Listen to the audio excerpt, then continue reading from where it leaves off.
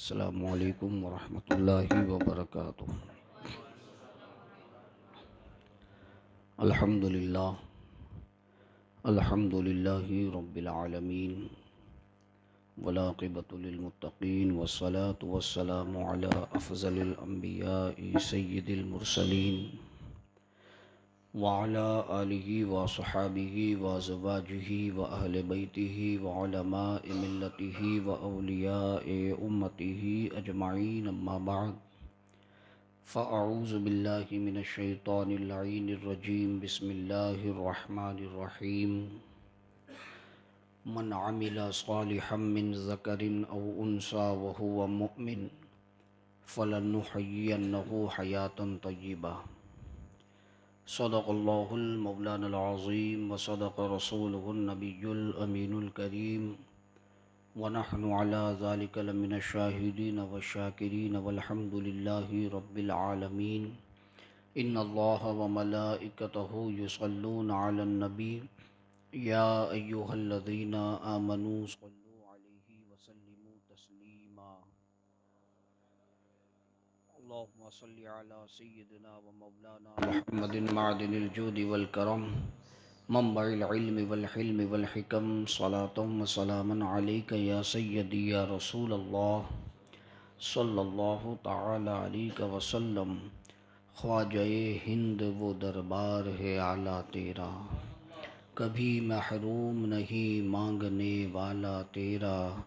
پھر مجھے اپنا در پاک دکھا دے پیارے، آنکھیں پر نور ہو پھر دیکھ کے روضہ تیرا۔ عزیزان گرامی وقار، آج کی یہ محفل، آج کی یہ نشست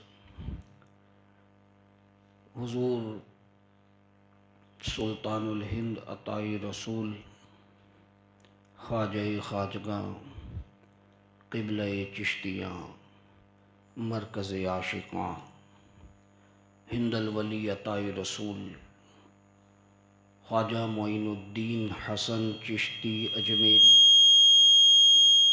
سنجری رضی اللہ تعالی عنہ کی عرس سراپا قدس کی محفل کا انعقاد ہوا، اور یقین جانے کہ سلطان الہند عطائے رسول خواجہ غریب نواز رضی اللہ تعالیٰ عنہ کی بارگاہ عالی، آپ کا وہ مقدس دربار کہ جس کی رجب کی 6 تاریخ کو دنیا جہان سے لوگ، چاہے عوام ہوں چاہے خواص ہوں، یہاں تک کہ اولیاء کاملین، صوفیاء عظام،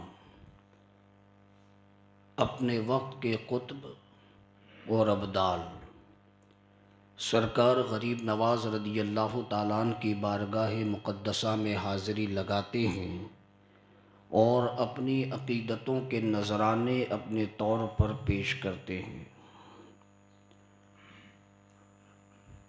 سرکار غریب نواز رضی اللہ تعالیٰ عنہ کا وہ دربار عالی، وہ دربار مقدس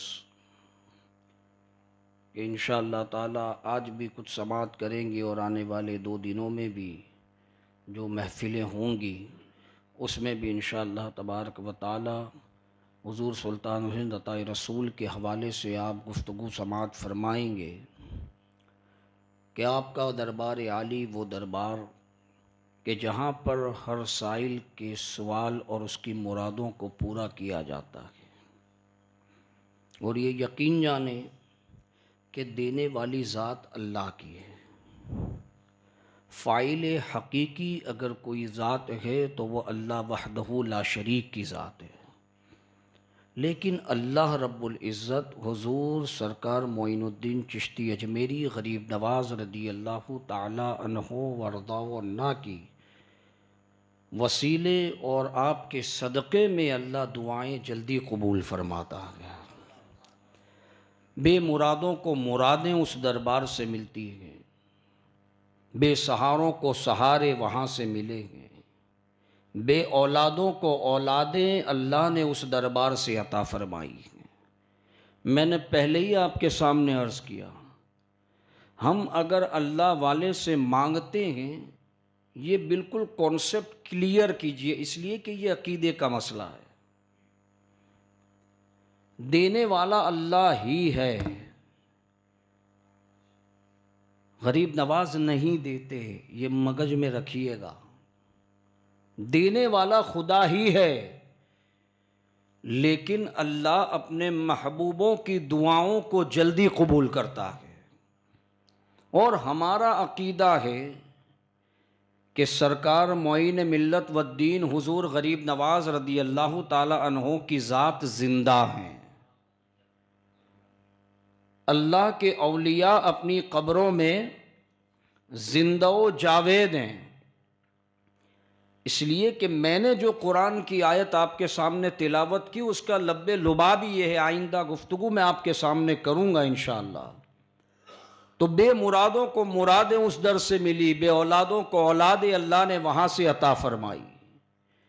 اللہ رب العزت سرکار غریب نواز کے وسیلے سے اپنے بندوں کی دعاؤں کو، ان کی حاجتوں کو قبول کرتا ہے، ان کی حاجتوں کو پوری کرتا ہے۔ یہاں تک کہ عوام تو عوام، میں نے پہلے ہی عرض کیا، اولیاء کاملین بھی اس دربار میں حاضری دیتے ہیں، صوفیاء اعظام بھی اس دربار میں حاضری دیتے ہیں۔ یہ میں نہیں کہہ رہا، حضور مفتی اعظم ہند علیہ رحمہ نقل فرماتے ہیں۔ اولیاء کاملین اس دربار میں آتے ہیں، یہاں تک کہ فرشتے بھی مرقد غریب نواز پر آ کر مسرور ہوتے ہیں۔ فرشتے بھی اس درگاہ پر آتے ہیں، اس قبر پر، اس مزار پر آتے ہیں۔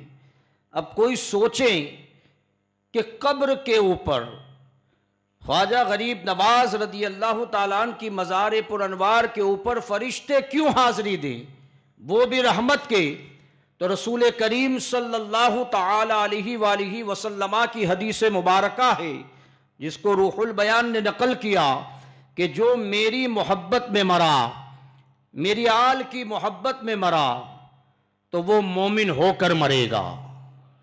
اور صرف یہیں پر بات ختم نہیں ہوتی کہ ایمان کے ساتھ تو دنیا سے گیا ہی گیا، لیکن جب قبر میں پہنچے گا تو اللہ رب العزت اس کی قبر کو جنت کے باغیچوں میں سے ایک باغیچہ بنائے گا، اس کی قبر میں جنت کے دروازے اور کھڑکیاں کھولے گا۔ مزید حضور علیہ السلام فرماتے ہیں، اور اللہ رب العزت ایسے پارسا بندے کہ جس کے دل میں میری بھی محبت ہوگی، میرے آل کی بھی محبت ہوگی، اللہ رب العزت اس کی قبر کو رحمت کے فرشتوں کی زیارت گاہ بنا دے گا۔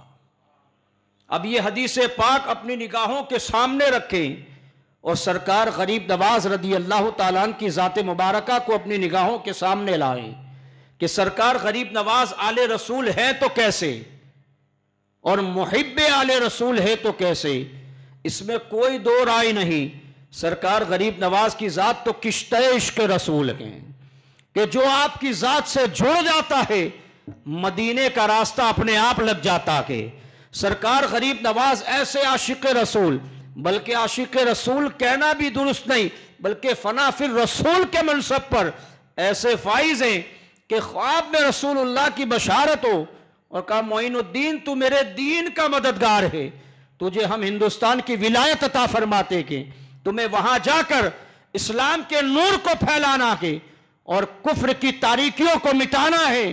جس نے کبھی ہندوستان دیکھا نہیں، جس نے کبھی ہندوستان کا نام سنا نہیں، وہ غریب نواز جب خواب سے بیدار ہوتے ہیں، نیند سے بیدار ہوتے ہیں، حضور علیہ السلام کی بارگاہ میں عرض کرتے یا رسول اللہ میں تو کبھی ہندوستان گیا نہیں، یا رسول اللہ ہندوستان کا راستہ کہاں ہے، کس طرف پڑتا ہے؟ حضور علیہ السلام نے سب کچھ بتا دیا۔ ایک حکم رسول پا کر اپنا سب کچھ نچھاور کر دیا اور یہ نہ پوچھا وہاں جا کے کروں گا کیا، وہاں تو کافر ہی کافر کے، وہاں جانے کے بعد میرا کہاں رکوں گا، کس کے پاس جاؤں گا، میزبان کون ہوگا، بس رسول اللہ کا حکم ہے، ہر حال میں معین الدین پورا کرے گا. ایسا عاشق رسول اور محب اہل بیت کی بات کریں تو آپ کا یہ شعر جو آپ کی طرف منسوب کیا جاتا کہ آج تک افق کی طرح چمک رہا ہے، شاست حسین بادشاہ ہست حسین دی ہست حسین دی پناہ ہست حسین سرداد نداد دست در دست یزید حقا کے بنائے لا الہ ہست حسین. اب آئیں عشق رسول کی بات اور عشق آل رسول کی بات تو سرکار غریب نواز کا عشق رسول بھی دیکھیں، آل محمد سے آپ کا پیار بھی دیکھیں اور خود بھی آل رسول ہوں تو پھر سونے پر سہاگا کے تو بتائیے کیا ان کی مزار انوار پر رحمت کے فرشتے نہیں آئیں گے؟ اور وہاں پر جہاں کوئی ذکر الہی میں مصروف ہے، کوئی تلاوت قرآن میں مصروف ہے، کوئی ذکر مصطفیٰ میں ہے، کوئی صلاۃ و سلام کے نذرانے پیش کر رہا ہے، اور رسول اللہ کی حدیث ہے کہ جہاں پر میرے اور میرے رب کا ذکر ہوتا ہے اللہ کے رحمت کے فرشتے وہاں نازل ہوتے ہیں. تو جہاں پر قرآن کی تلاوت ہو رہی ہے وہ غریب نواز کا دربار ہے، جہاں پر یاد الہی کی محفلیں سجی ہیں وہ غریب نواز کا دربار ہے، جہاں پر ذکر مصطفیٰ ہو رہا ہے وہ غریب نواز کا دربار ہے. صرف چرسی اور بھنگی لوگ جمع نہیں ہوتے.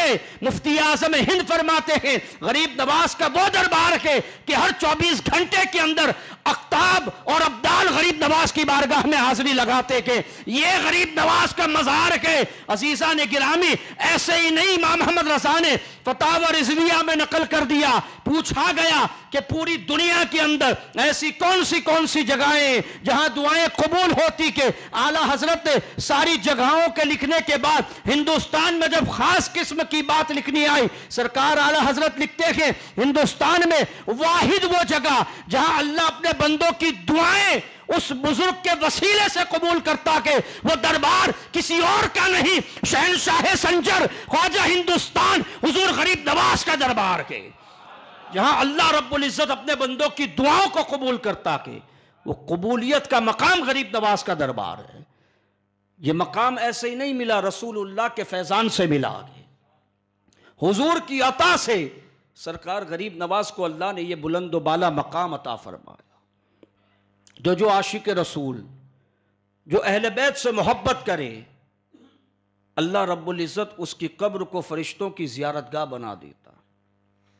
ایسے ہی نفوس قدسیہ کے بارے میں اللہ رب العزت قرآن میں فرماتا ہے من عمل صالحا من ذکر او انثی وہو مؤمن. یہاں قید آ گئی، اس پر میں آگے گفتگو کروں گا آپ سے.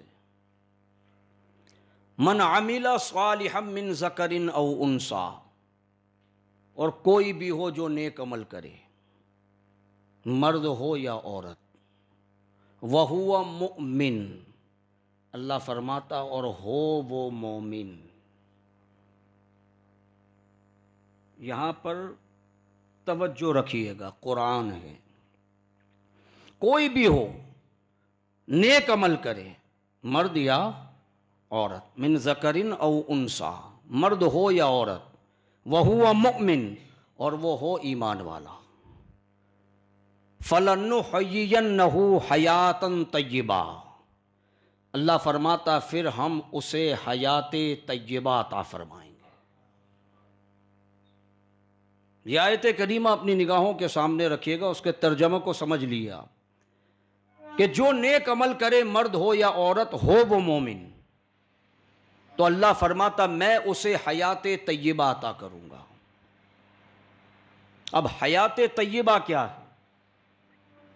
مفسرین کرام کے الگ الگ اقوال ہیں.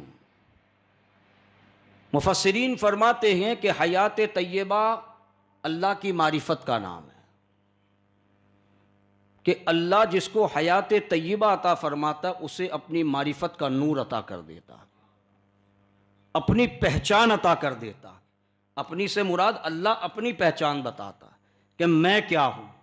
ہم اللہ کو سمجھ سکتے اللہ کیا ہے؟ نہ ہم نے دیکھا نہ اس کو محسوس کیا. ہم ایک خدا پر ایمان لائے بغیر دیکھے، وہ کیا ہے ہمیں وہ بھی نہیں پتا. سمجھ رہے ہیں؟ اللہ کیا ہے کسی کو پتا نہیں، عقل سے ماورا ہے، دماغ میں آنے والی چیز ہے ہی نہیں. جو سوچے گا وہ گمراہ ہو جائے گا. وہ کیا ہے؟ وہ ستارہ ہے، وہ چمکتا نور ہے، کیسا ہے؟ امام غزالی فرماتے جو اس میں گیا وہ گمراہ ہو جائے گا، بس مان لو وہ ایک ہے، لم یلد ولم یولد۔ سورہ اخلاص اسی کا درس دیتی ہے، نہ اس کو کسی نے پیدا کیا نہ وہ کسی سے پیدا ہوا، سمجھ رہے ہیں؟ وہ ایک ہے، وہ بے نیاز ہے۔ امام غزالی فرماتے جب یہ بات دماغ میں آئے سورہ اخلاص پڑھ لو کہ وہ کیا ہے، دماغ سے نکال دو، دماغ میں آنے والی چیز نہیں ہے۔ تو اللہ اپنی معرفت کا نور جسے عطا کر دے اسے حیات طیبہ کہتے ہیں۔ مفسرین کرام فرماتے دوسرا قول یہ ہے کہ اللہ جس کو حیات طیبہ عطا کرتا ہے تو پھر وہ کھاتا بھی حلال ہے، پیتا بھی حلال ہے، پہنتا بھی حلال ہے، یعنی حرام کی طرف اللہ اس کو بڑھنے ہی نہیں دیتا، اللہ اس کو حرام سے محفوظ کر دیتا ہے، اس کو حلال کے راستے پہ ڈال دیتا ہے۔ یہ حیات طیبہ۔ تیسرا قول مفسرین نقل فرماتے ہیں کہ جس کو حیات طیبہ اللہ دے دے تو وہ جنت کی زندگی ہے، اللہ اس کو موت کے بعد جنت عطا فرمائے گا۔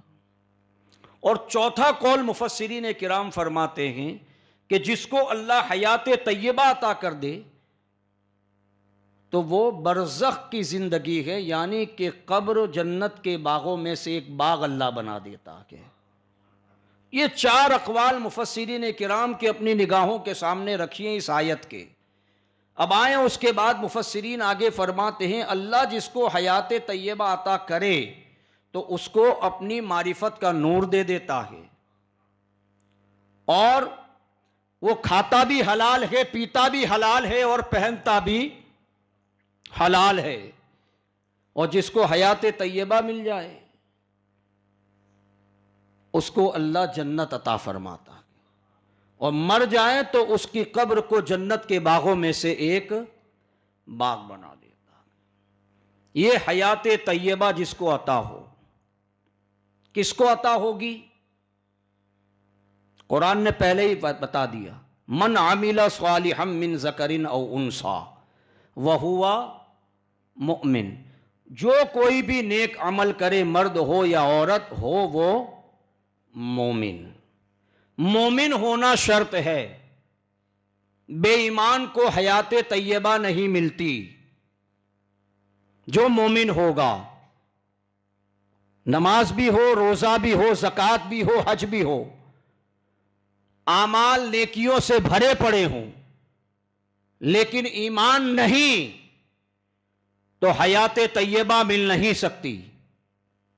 قید لگی ہے نا، وَهُوَ مُؤْمِن، مومن ہونا چاہیے، ایمان ہونا چاہیے۔ تو اب آئیں سرکار غریب نواز رضی اللہ تعالیٰ عنہ کی طرف اپنے آپ کو منسوب کرنے والے لوگ،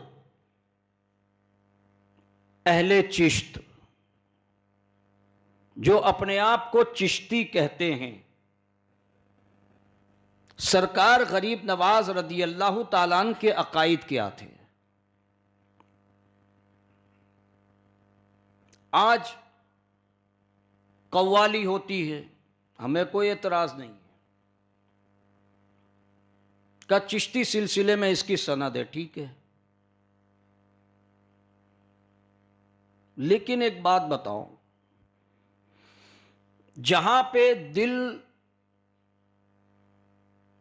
اچھلے، جہاں ہمارے من کو اچھا لگے، اس بات کو غریب نواز کی طرف منسوب کر دو، جبکہ اس کی سند ہو یا نہ ہو۔ لیکن جب بات عقیدے کی آتی ہے، جب بات عقائد کی ہو، اس وقت غریب نواز کی سیرت کی طرف کیوں نہیں دیکھا جاتا؟ میں نام لیے بغیر آپ کے سامنے عرض کر رہا ہوں، بہت سے لوگ ایسے دمادم مست قلندر، علی کا پہلا نمبر، یہ کون کہتے ہیں؟ میں نے قادریوں میں تو کسی کو نہیں دیکھا،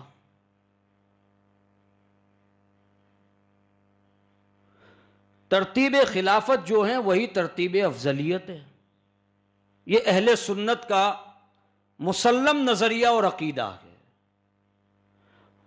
اور ہمارے بزرگ فرمایا کرتے تھے بات چاہے کتنی نئی سے نئی ہو ٹھیک ہے، لیکن عقیدہ جتنا پرانا سے پرانا ہوگا وہی ٹھیک ہے. اگر عقیدے نئے آ گئے تو ایمان میں خلل آ جائے گا. آج سے 20 سال 25 سال پہلے کوئی سوچ سکتا تھا کہ حضرت امیر معاویہ کی شان میں بھی گستاخیاں ہو سکتی ہے؟ حضرت ابو بکر صدیق رضی اللہ تعالیٰ عنہ کی افضلیت کو لے کر بھی بات ہو سکتی ہے. غلو کیا گیا، نئی باتیں ڈالی گئی نا. میری بات سمجھ آ رہی ہے آپ لوگ؟ زبردستی ٹھوسا گیا قوالی کے ذریعے، اس کے ذریعے. ابھی سورت کے اندر ایک شادی تھی محلے میں ہمارے، وہی سب کہنے والے اپنے آپ کو یہ سلسلہ وہ سلسلہ. وہ انہوں نے کلام پڑھ رہے تھے حضرت علی کی شان میں. انہوں نے پڑھتے پڑھتے ایک جملہ کہہ دیا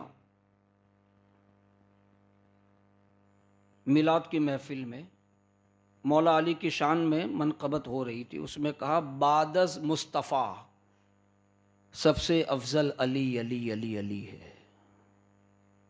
یہ انہوں نے اپنا عقیدہ ظاہر کر دیا. تو اس طرح کے لوگ اپنے عقیدے کو ڈھپا کر چھپ چھپا کر آپ کے سامنے پیش کر رہے ہیں. سرکار غریب نواز رضی اللہ تعالیٰ عنہ کا ایک قول لا کر دے دیں کہ آپ نے مولا علی کو حضرت ابو بکر پر فضیلت دی ہو، یا غوث پاک ہوں یا داتا صاحب ہوں، یہ وہ لوگ ہیں جو آج سے 800-900 سال پہلے کے بزرگ ہیں، بڑے پرانے عقیدے والے لوگ.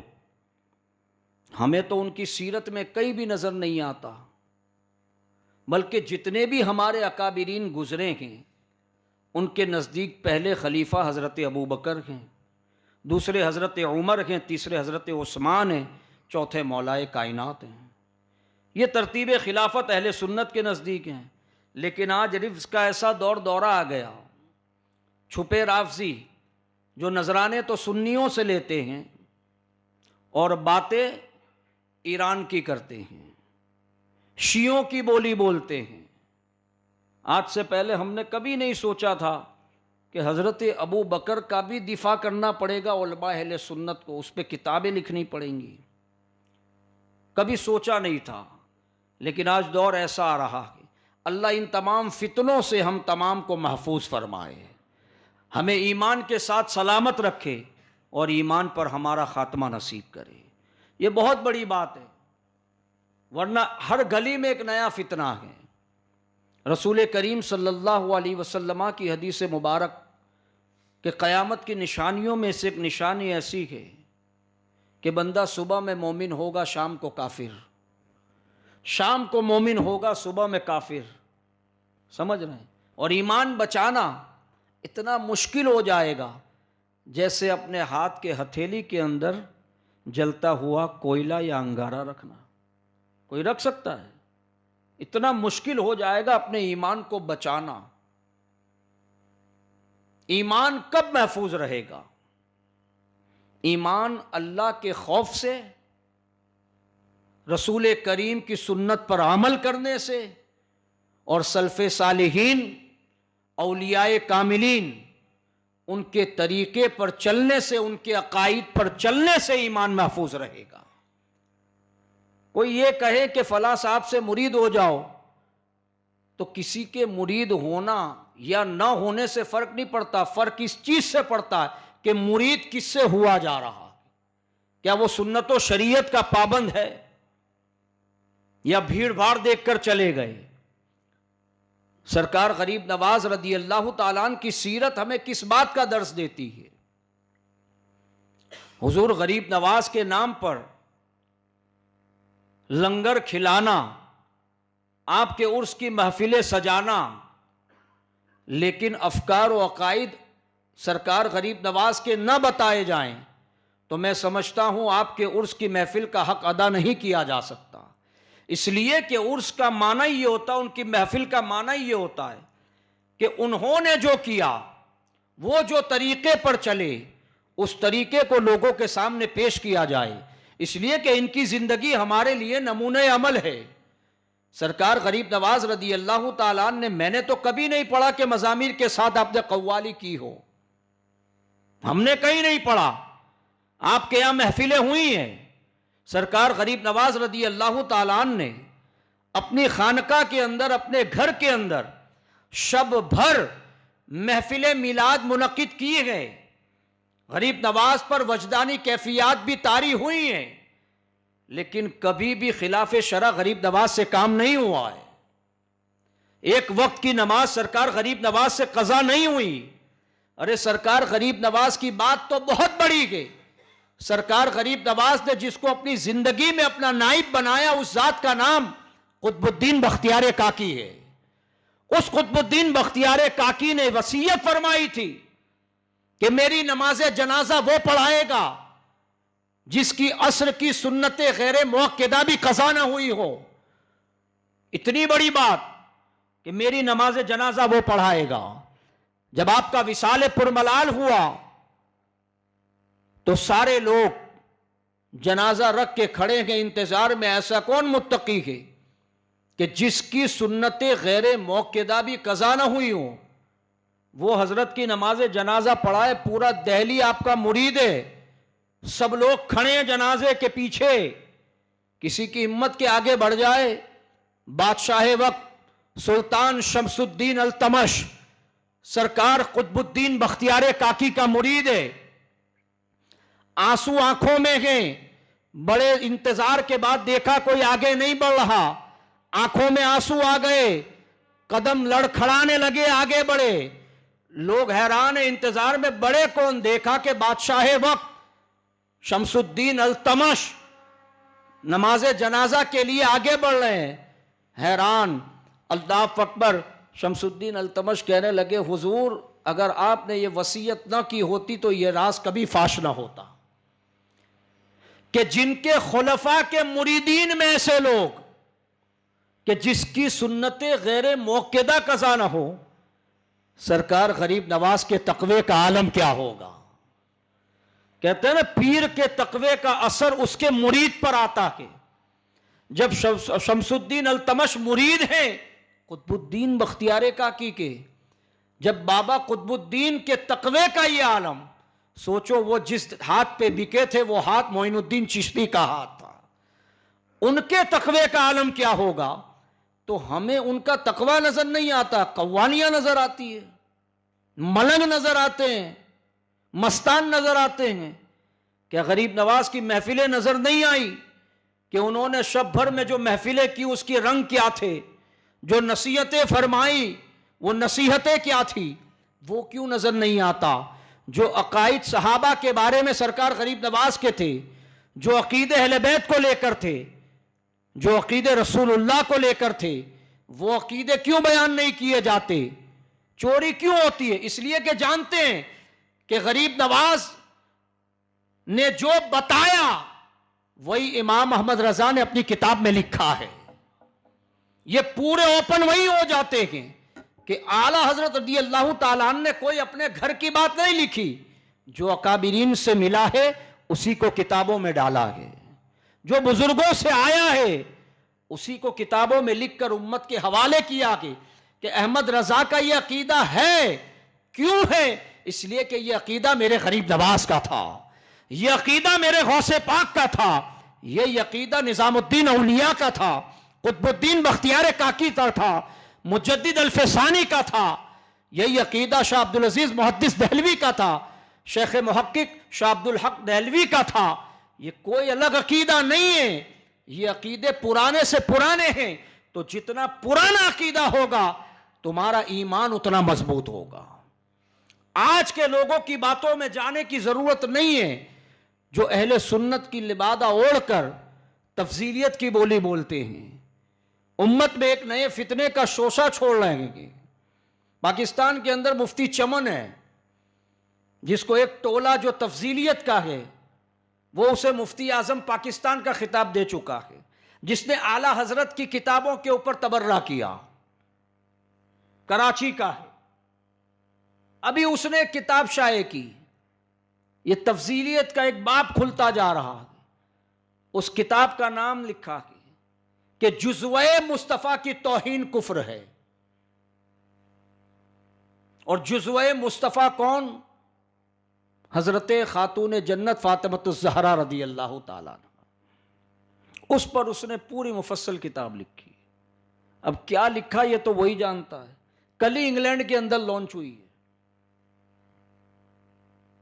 اب یہ اس طرح کے فتنوں کے دروازے کھول رہا ہے۔ یقیناً رسول اللہ صلی اللہ تعالی علیہ وسلم کی نسبت رکھنے والی چیز کی گستاخی گمراہی ہے، اور حضور کی ذات کی گستاخی کفر ہے، اس میں کوئی دو شک۔ لیکن یہ لکھنے کی ضرورت کیوں پیش آئی؟ سوچنے والی بات ہے۔ کس کے خلاف لکھا جا رہا ہے؟ اہل سنت ہی کے خلاف لکھا جا رہا ہے، جو ساری زندگی اہل بیت کے دفاع میں رہے، یہ سلفی وہابی نجدی کے خلاف۔ لیکن اگر کوئی معصوم کہے تو معصوم کا اطلاق تو فرشتوں اور انبیاء کے لیے خاص ہے، بشر میں کوئی معصوم تو نہیں نا، انبیاء کے اور فرشتوں کے علاوہ انسانوں میں کوئی معصوم نہیں۔ ہاں یہ کہا جائے کہ اللہ نے انہیں محفوظ کر لیا، اولیاء محفوظ ہیں، لیکن معصوم کسی کو ہم نہیں کہہ سکتے۔ معصوم صرف انبیاء کی ذات ہے اور ملائکہ فرشتوں کی ذات ہے، یہ اہل سنت کا عقیدہ ہے۔ بہرحال بات بہت آگے چلی گئی۔ تو سرکار غریب نواز رضی اللہ تعالیٰ عنہ کی ذات پاک اپنی نگاہوں کے سامنے رکھیں، اور اس آیت مبارکہ کو اپنے سامنے رکھیں۔ من عامل صالحا من ذکر او انثی وہو مؤمن، مومن ہونا ضروری ہے، جو ایمان والا ہے اسے حیات طیبہ اللہ عطا فرمائے گا۔ سرکار غریب نواز رضی اللہ تعالیٰ عنہ ایمان والے، اور کیسے ایمان والے کہ اگر ہندوستان میں آئے تو نگاہ اٹھائی، ایک دو نہیں 90 لاکھ غیر مسلموں کو کلمہ پڑھا دیا۔ یہ نگاہ ولایت کہ کسی کو قطب الاقطاب، کسی کو قطب الارشاد، کسی کو گنج شکر، کسی کو نظام الدین، کسی کو صابر پاک، کسی کو قطب الدین، تو کسی کو کیا سے کیا بنا دیا۔ وہ نگاہ اثر سرکار غریب نواز کی ہے کہ جس پہ نگاہ ڈال دیں اسے وقت کا شہنشاہ بنا دیں، وہ غریب نواز کی ذات۔ میرے عزیزو، سرکار غریب نواز رضی اللہ تعالیٰ عنہ کے حوالے سے جو مستند باتیں آتی ہیں، ان میں ایک بات یہ کہ جب آپ کے بچپنے کا عالم، تو آپ کے والد ماجد کا سایہ آپ کے سر سے اٹھ گیا، آپ کے حصے میں ایک باغ اور ایک پنچکی آئی، آپ اسی کو اپنا ذریعہ معاش بنا لیا، اور اس کی جو آمدن ہوتی سی اسی سے اپنا گھر چلاتے تھے۔ چھوٹی سی عمر ہے۔ ایک دن اپنے باغ میں کام کر رہے تھے تو ایک بزرگ آپ کے باغ میں تشریف لائے۔ سرکار غریب نواز آپ کے قریب گئے، اور قریب جانے کے بعد آپ کا ہاتھ پکڑ کر ایک سائے دار درخت کے نیچے لا کر بٹھا دیا، اور انگور کے خوشوں سے آپ کی تواضع کی، آپ کی مہمان نوازی کی۔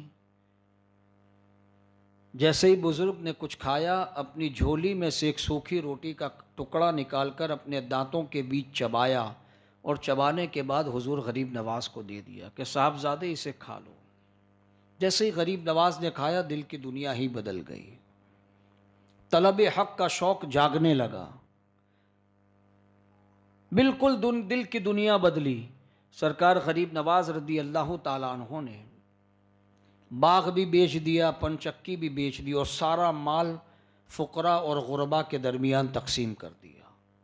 ماں کی خدمت میں آنے کے بعد عرض کی کہ امی میں علم حاصل کرنے کے لیے آگے جانا چاہتا ہوں۔ یہ سرکار غریب نواز ہے۔ جن کے والد بھی ولی ہیں، جن کی ماں بھی ولیہ ہے، جن کے نانا بھی ولی، یہ ان لوگوں کا حال ہے۔ اور آج کے پیر صاحبوں کا عالم یہ، بڑی معذرت کے ساتھ، ابا پیر تھے، بیٹا بھی پیر ہے، مدرسے کا میم نہیں جانتے، علم کا عین نہیں جانتے، اور وہ پیر بن کے بیٹھے۔ آپ خود سوچیں کہ ہم جس سے مرید ہو رہے ہیں، میں کسی کے بارے میں نہیں کہتا، ہم کو خود سوچنا ہے۔ ہم امام رکھنے سے پہلے کتنا انٹرویو لیتے۔ ہمارے یہاں عرب مسجد میں رمضان سے امام نہیں تھے، ابھی رجب تک انٹرویو چل رہا تھا۔ میں نے کہا یہ جاہل لوگ انٹرویو لے رہے ہیں، مغرب کے بعد تقریر سنتے ہیں۔ ایک دن میں گیا تو میں کیا ہو رہا ہے، بولے وہ انٹرویو لے رہے ہیں۔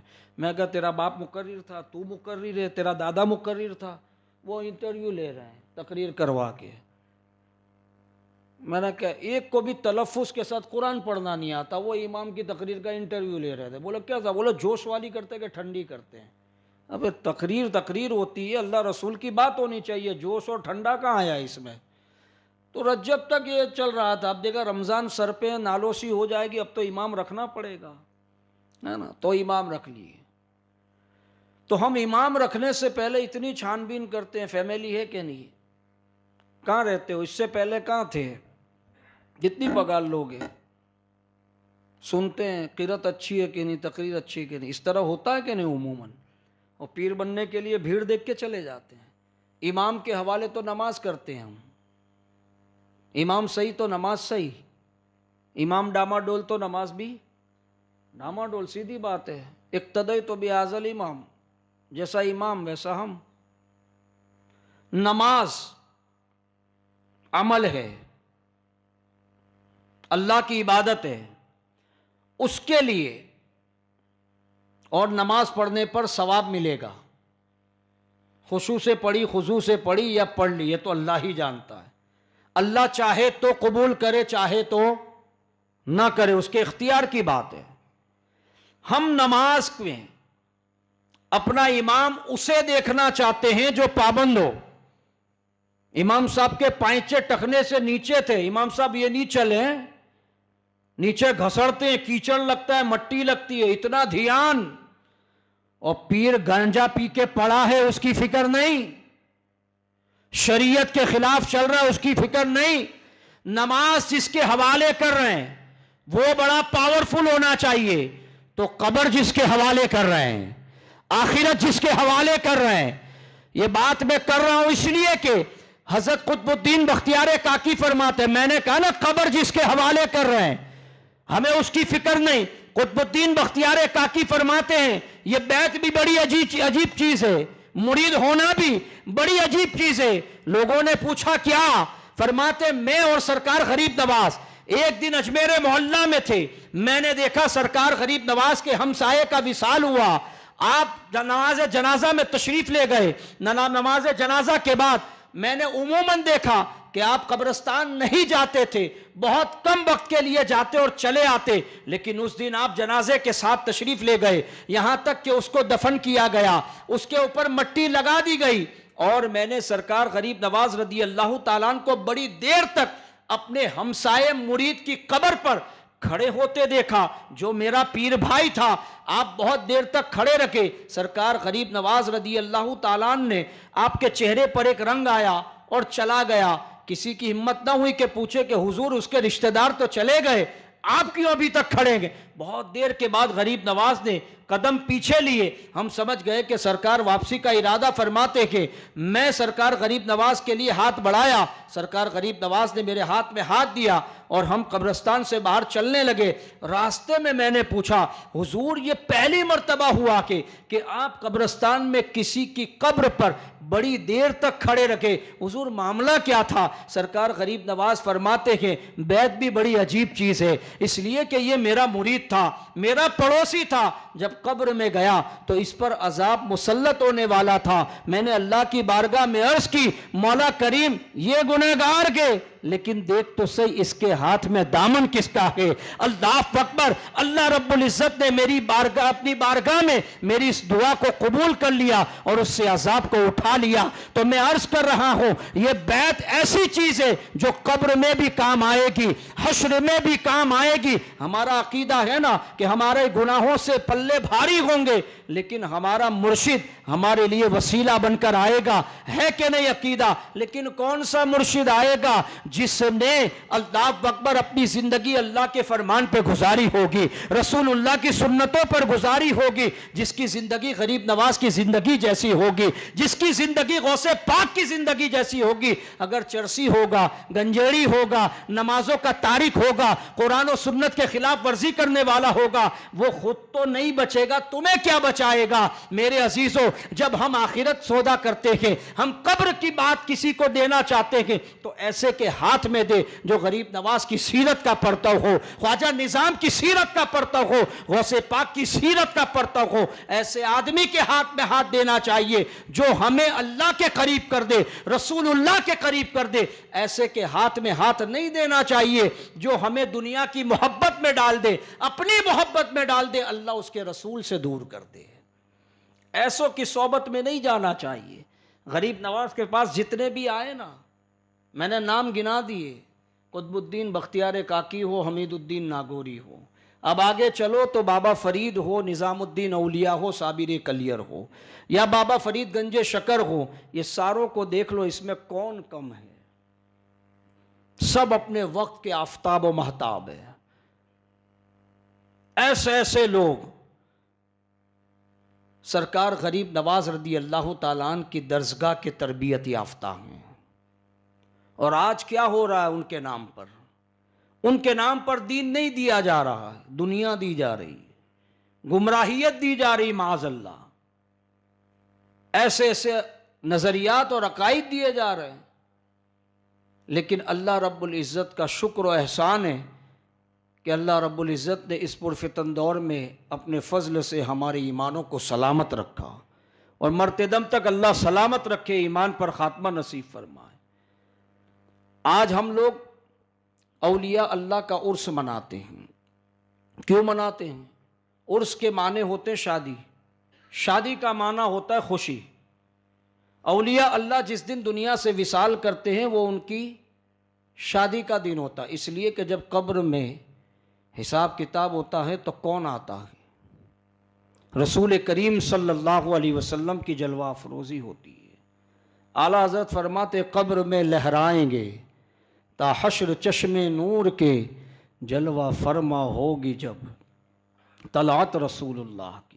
اور اس کو مفسر قرآن حضور بابا جان علیہ رحمہ یوں فرماتے قبر کی تاریکیاں انوار سے مٹ جائیں گی۔ نور نہیں کہا، مفسر قرآن کا قلم ہے، فرماتے قبر کی تاریکیاں انوار سے مٹ جائیں گی۔ حضور جہاں آتے وہاں نور نہیں ہوتا، نور کی جمع انوار ہوتا ہے۔ قبر کی تاریکیاں انوار سے مٹ جائیں گی، سامنے آئے گی جب صورت رسول اللہ کے۔ حضور قبر میں آئے تو وہ خوشی کی بات ہے کہ نہیں ہے؟ غریب نواز کی ذات ہو، ساری زندگی حضور کی محبت میں تڑپتے رہے، اب قبر میں جائیں اور رسول اللہ کے دیدار ہوں تو وہ شادی کا دن ہے کہ نہیں؟ خوشی کا دن ہے کہ نہیں؟ اور یہ تو ہم لوگ اولیاء اللہ کے عرس پر جاتے ہیں، مزاروں پر فکس دن حاضری لگاتے ہیں، یہ تو صحابہ سے ثابت ہے، رسول اللہ سے ثابت۔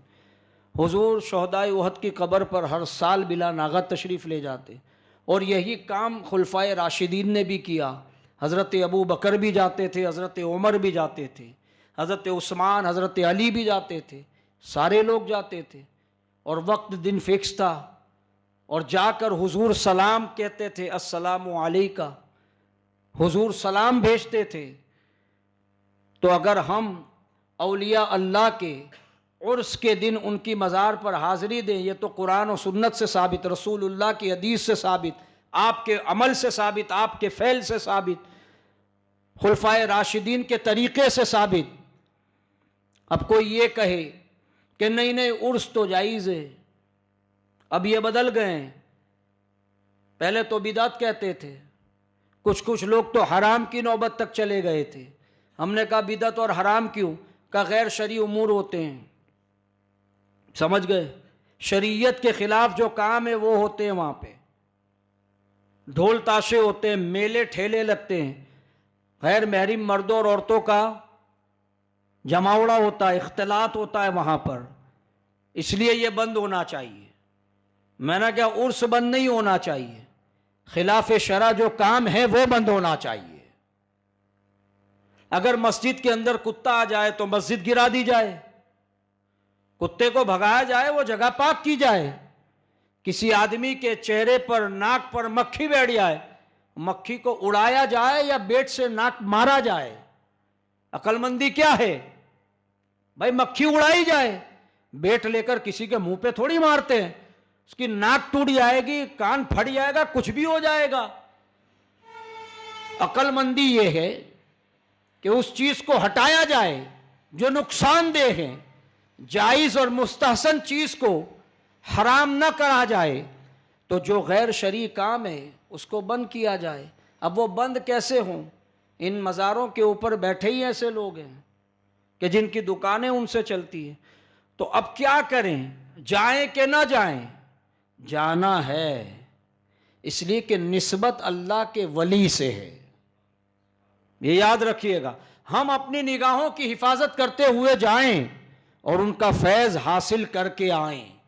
یہ نہ ہو کہ وہاں کے رنگ میں ہم بھی رنگ جائیں، وہاں قوالی ہو رہی، وہاں پیسہ لٹا رہے ہیں، وہاں مستان لوگ چلم کھینچ رہے ہیں، ان کی صحبتوں میں جا کے بیٹھ گئے۔ نہیں، سرکار غریب نواز کی بارگاہ میں ادب سے حاضری دیں، قرآن کی تلاوت کریں، نعت مصطفیٰ پڑھیں، رسول اللہ پر صلاۃ و سلام پڑھیں، قرآن کی تلاوت کرنے کے بعد ایصال ثواب کریں اور غریب نواز کا وسیلہ اللہ کی بارگاہ میں پیش کریں۔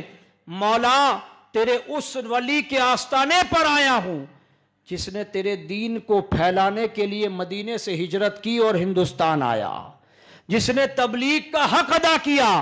مولا، اس معین الدین چشتی کے وسیلے سے میری حاجات پوری فرما۔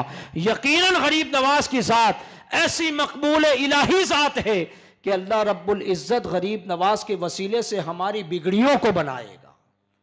شرط یہ ہے کہ ہم اخلاص کے ساتھ حاضری دیں، اخلاص کے ساتھ حاضری دیں، اس طرح دے جس طرح دینے کا حکم امام محمد رضا نے دیا۔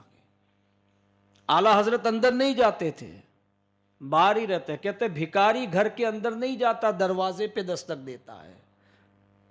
بھکاری اندر سے نہیں جاتا، کوئی بھکاری گھر میں گھس کے مانگتا ہے، باہر سے چلاتا رہتا ہے۔ امام محمد رضا فرماتے احمد رضا غریب نواز کے در کا بھکاری ہے، باہر سے مانگتے تھے تو دیا بھی کیسا دیا۔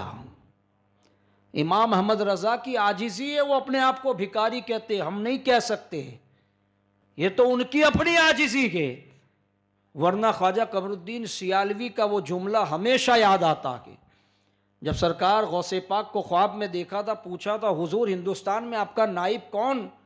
خواجہ قمر الدین سیالوی سے غوث پاک فرماتے امام محمد رضا ہے۔ کہا حضور وہ تو مولوی ہے، قال اللہ قال الرسول کہتا ہے، مولوی ہے، اس کا ولایت اور تصوف سے کیا لینا دینا؟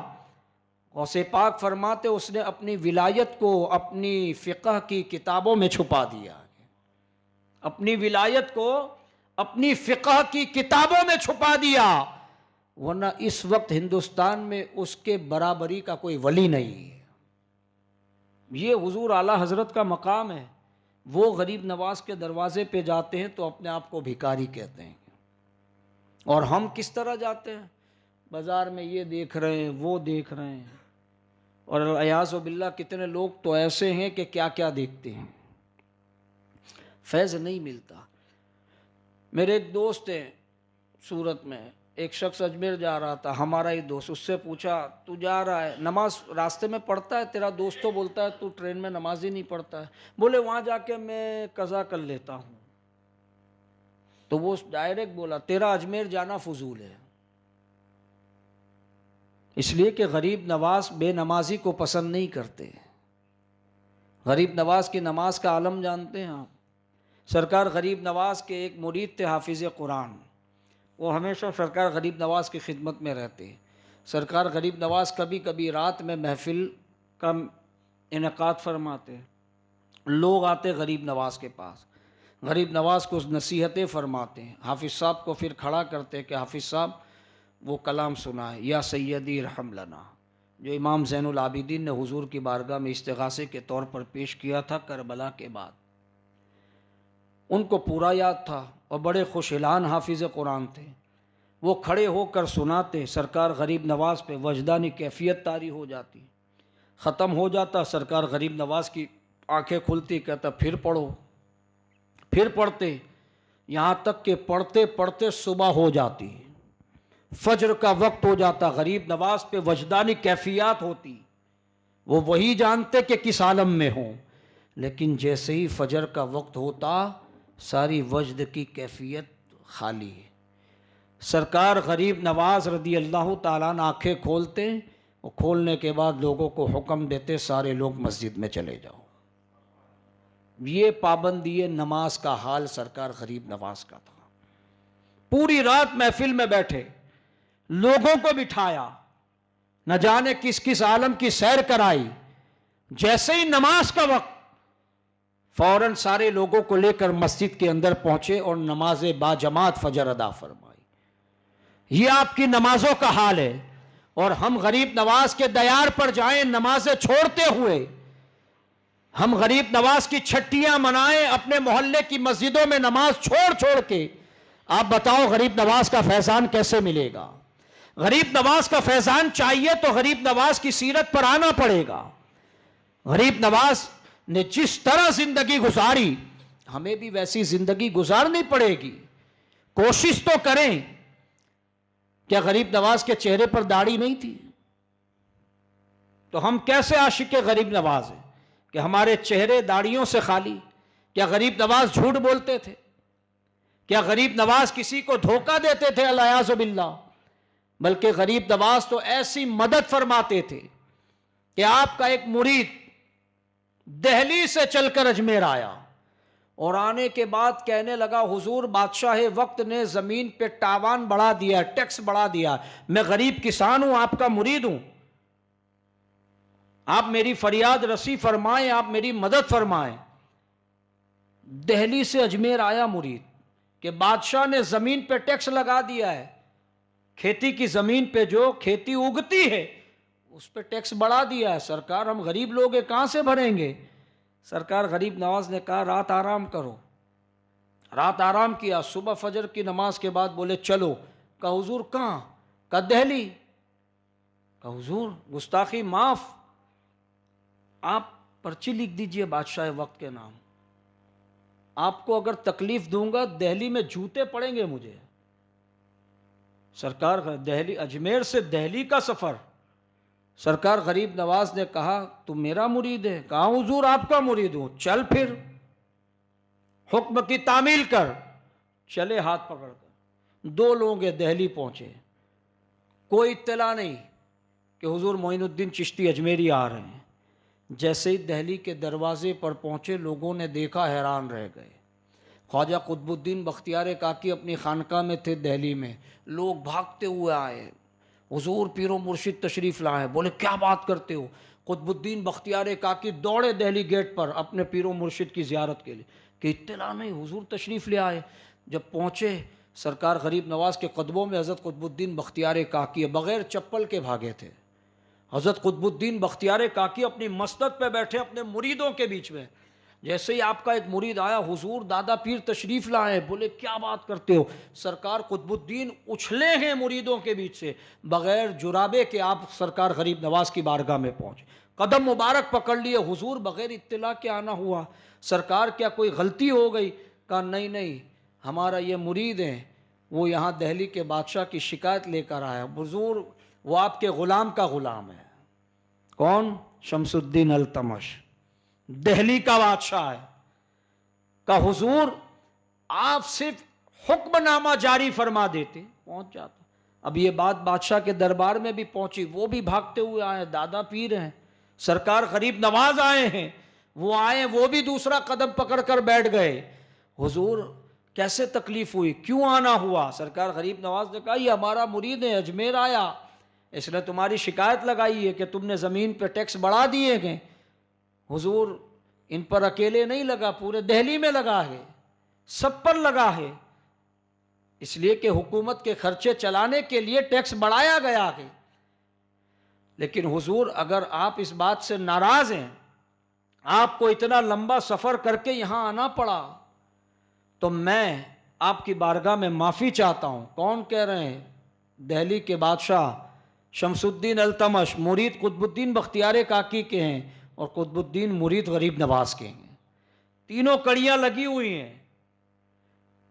حضرت قطب الدین بختیار کاکی معافی چاہتے ہیں، حضور معاف کر دیجئے۔ شمس الدین التمش کہتے ہیں حضور آپ کو کیا ضرورت تھی آنے کی، آپ صرف حکم جاری فرما دیتے، کسی کو بھیج بھی دیتے، سارا معاملہ بدل کے رکھ دیتا۔ سرکار غریب نواز رضی اللہ تعالیٰ عنہ فرماتے ہیں پھر مجھے ثواب کیسے ملتا؟ اگر میں وہاں سے، میں جانتا ہوں اگر میں وہاں سے ایک چٹھی بھی لکھ دیتا یا کسی اپنے مرید کو، بلکہ اسی سے کہہ دیتا جا کہہ دے معین الدین کا حکم ہے، میں ٹیکس نہیں دوں گا، جو پرانا تھا وہی لاگو رہے گا، تو بھی تم مان لیتے۔ لیکن میرے آقا کی حدیث مبارکہ ہے، دیکھو یہ غریب نواز ہے، کہاں گئے لوگ؟ سرکار غریب نواز کا حدیث پر عمل دیکھیں اور حدیث پر نگاہ دیکھیں، کہتے میرے آقا کی حدیث مبارکہ ہے کہ جو ایک مومن مسلمان بھائی کی مدد کرے یا اس کی مدد کے لیے قدم بھی اٹھائے گا اخلاص کے ساتھ، اللہ رب العزت اس بندے مومن کو، اس مومن بندے کی مدد کرنے کے عوض میں 1 مہینہ مسجد نبوی کے اندر اعتکاف میں بیٹھنے کا ثواب عطا فرمائے گا۔ یہ حدیث پاک سرکار غریب نواز نے بیان کی، اور بیان کرنے کے بعد فرماتے ہیں میں اس ثواب سے کیوں محروم رہ جاؤں، اس لیے میں اس طویل سفر کو طے کر کے یہاں تک پہنچا ہوں۔ یہ غریب نواز کی زندگی، آج ہمیں اسی پر عمل کرنا ہے، عقیدہ غریب نواز کو سامنے رکھنا ہے، آپ کے افکار کو سامنے رکھنا ہے۔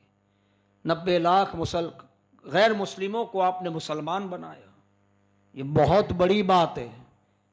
کوئی اپنی زندگی میں 90 نہیں بنا پاوے، 90 تو بہت دور کی بات ہے، 9 نہیں بنا سکتے، 90 لاکھ کس کو بولتے ہیں؟ اب جس غریب نواز نے ہمیں ایمان دیا، سمجھ رہے ہیں، اس ایمان کو بچایا امام احمد رضا نے ہے، اس ایمان کی قدر کریں، اور نمازوں کی پابندی، شریعت مصطفیٰ کی پابندی اپنی زندگی کا جزو عین بنا دیں۔ اگر اس پر آ گئے تو یقین جانیں تمہاری حاضری اجمیر میں ہو نہ ہو، سرکار غریب نواز ہر حال میں تمہاری فریاد رسی فرمائیں گے، تمہاری مشکل کشائی کرتے ہوئے نظر آئیں گے۔ شرط یہ ہے کہ ہم صدق دل کے ساتھ ان کی تعلیمات پر عمل کریں۔ اللہ کی بارگاہ میں دعا ہے مولا کریم مجھے اور آپ کو کہنے سننے سے زیادہ عمل خیر کی توفیق عطا فرمائے۔ سرکار غریب نواز کے نقش قدم پر چل کر اللہ ہمیں زندگی گزارنے کی توفیق عطا فرمائے، اور اللہ رب العزت فیضان سرکار غریب نواز سے ہمیں مالا مال فرمائے۔ اللہ کی بارگاہ میں دعا کہ مولا کریم اس مختصر سی چھوٹی سی محفل کو اپنی بارگاہ میں قبول فرما کر ہمارے لیے آخرت میں نجات کا ذریعہ بنائے۔ وآخر دعوانا ان الحمد للہ رب العالمین۔ السلام علیکم ورحمۃ اللہ۔